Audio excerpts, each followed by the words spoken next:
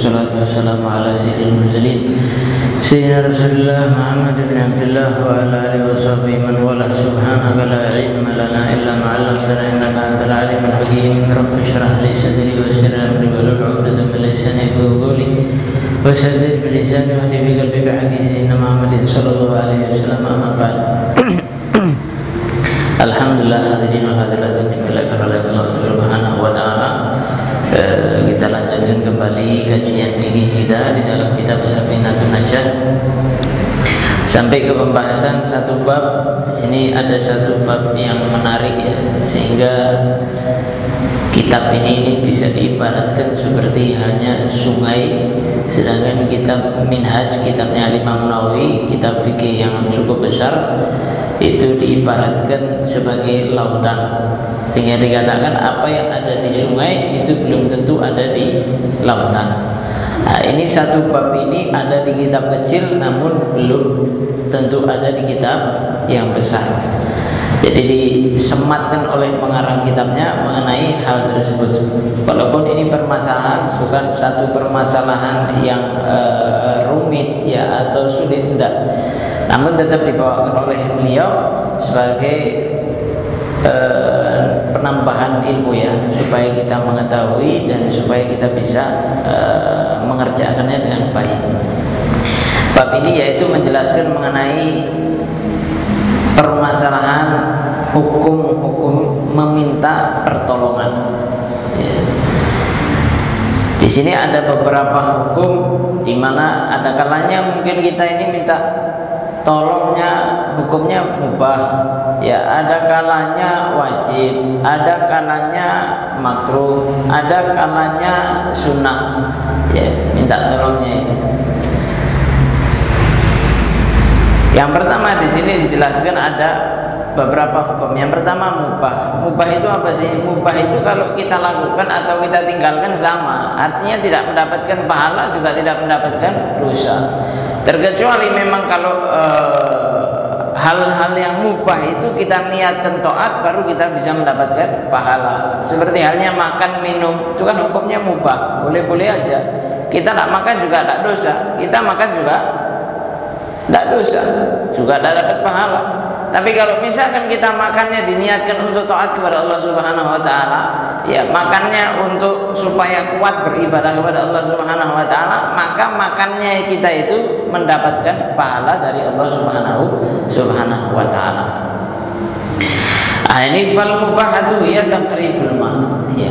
Adapun hal meminta tolong yang sifatnya mubah itu seperti ini contohnya, seperti meminta untuk mendekatkan air ketika wudhu ya. Contoh misalkan kita lagi mau wudhu di satu tempat, lah embernya itu sebelah sana ya. Maka kita minta tolong sama satu orang atau sama satu teman kita, coba embernya dekatkan ke sini. Hukum meminta tolongnya tersebut adalah hukumnya mubah. Kalau kita merintahkan juga tidak dapat dosa, kalau kita merintahkan juga tidak dapat pahala. Itu sifatnya boleh-boleh aja ya. Itu yang pertama. Yang kedua,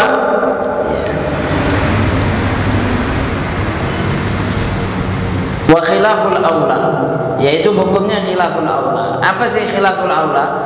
Khilaful aula itu yajuzu fi'luha wa tarkuha. Boleh dilakukan juga boleh ditinggalkan, namun lebih baik ditinggalkan, lebih utama ditinggalkan. Itu namanya khilaful aula.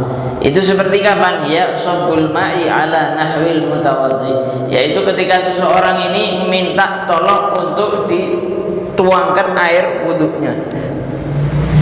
Ya, minta tolong untuk dituangkan air wudhunya. Dia mau wudhu ya, cuman malas nyiduk, misal, coba tolong saya cidukkan itu atau tuangkan saya. Misalkan ada orang yang malasnya kayak gitu, nah, itu bagaimana kita minta itu?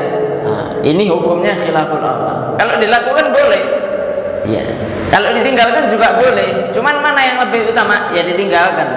Kenapa? Karena kita mampu untuk mengambil air itu sendiri, untuk mengalirkan itu sendiri. Beda halnya kalau misalkan dia tidak mampu, sakit ya, tidak bisa bangun misalkan, ya, maka dituangkan, ya, dituangkan airnya, kemudian dia wudu dan segala macamnya. Itu hukum yang kedua. Hukum yang ketiga, hukum yang sebelumnya itu, jika seandainya kalau misalkan terpaksa, ya, tetap atau untuk ingin melakukan dituangkan, maka ada adabnya lagi. Yang menuangkan itu ada di sebelah kirinya yang wudu. Ya, jadi misalkan saya wudu di sini, maka yang menuangkan itu di sebelah sini. Adabnya seperti itu, di sebelah kirinya yang wudu, bukan di sini. Walaupun kalau misalkan di sini, ya tidak ada masalah, tidak dosa dan segala macam. Cuma diajarkan adabnya dari sebelah kiri, karena itu juga memudahkan bagi yang wudu. Kemudian yang selanjutnya, hukum yang selanjutnya, wal makruhah, ya liman yaghsilu a'dha'ahu, yaitu hukum meminta tolongnya itu sifatnya makruh.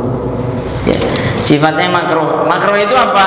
Ya, sama juga makruh itu jika dilakukan dia tidak mendapatkan dosa, jika dia meninggalkan juga, jika dilakukan dia tidak mendapatkan pahala, tidak mendapatkan dosa, dan kalau meninggalkannya dia mendapatkan pahala jika meniatkan bahwasanya itu meninggalkannya itu karena Allah Ta'ala atau karena ibadah.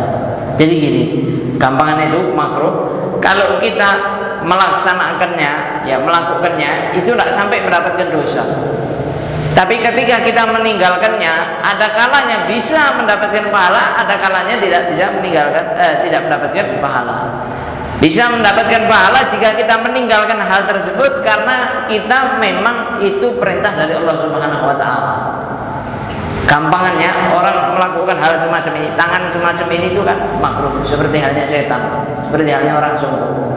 Ya, tangan kita itu gini. Nah, kemudian kita melepaskan tangan tadi. Oh, ini kan hal yang makruh ya. Saya mau tinggalkan Pak. Nah, meninggalkan dengan niat bahwasanya itu hal yang makruh, itu bisa mendapatkan pahala. Nah, ini adapun di bab ini meminta pertolongan yang sifatnya itu makruh, yaitu liman yaghsilu a'dha'ahu. Kalau dia minta pertolongan untuk dibasuhkan anggota wudhunya, contohnya. Ya. Jadi minta diwudhui, padahal dia sehat. Ya, ini malasnya ketulungan ini. Oh, saya wudhui, saya tidak mau gerak, diwudhui. Ya. Wudhunya sah. Tapi dia hukumnya apa? Makruh. Minta tolongnya itu hukumnya makruh. Kenapa? Wong dia mampu kok. Dia bisa ambil airnya sendiri, dia bisa gosok sendiri, tapi dia malas. Ya, tapi dia tidak mau misalnya. Ya. Maka ini hukum dia minta tolongnya itu adalah makruh. Yang selanjutnya, wal wajibatu hiya lil mardi indal ajzi.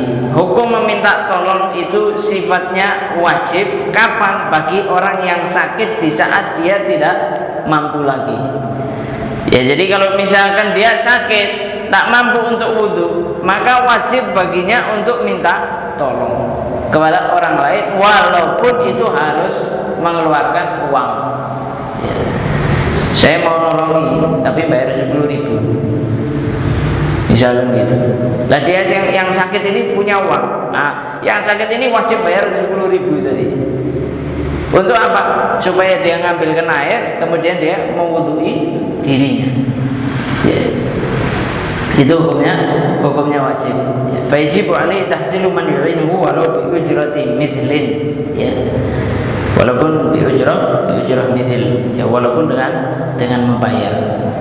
Tapi kalau misalkan ada yang datang sama kita, tahu-tahu ya sudah mau dapatkan pahala dia atau mau nolong kita begitu saja, ya cuma-cuma, boleh tak? Boleh kita terima. Ya. Wajib kita terima. Ada yang datang, saya tolong ya, saya butuhkan ya.